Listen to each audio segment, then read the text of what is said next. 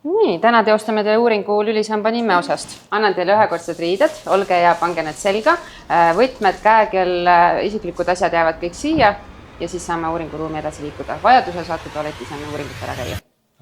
Valmis! Kui natuke palju riideid on, võtke teksapüksid ühekordsete pükste on teha. Nii, olge hea, tulge uuringulauale lähemale. Alustame tasapisi. Oi, midagi on taskusse jäänud. Tulge ruttu uuringuruumist, palun välja. Annan kätte teile nuppu. Kui midagi uuringu ajal peaks teile muret tegema, saate seda nupukest vajutada. Masin teeb hästi tugevat müra, pööra vaja vajutada. Annan teile kõrvaklapid ja 20 minutit rahulikult lamata.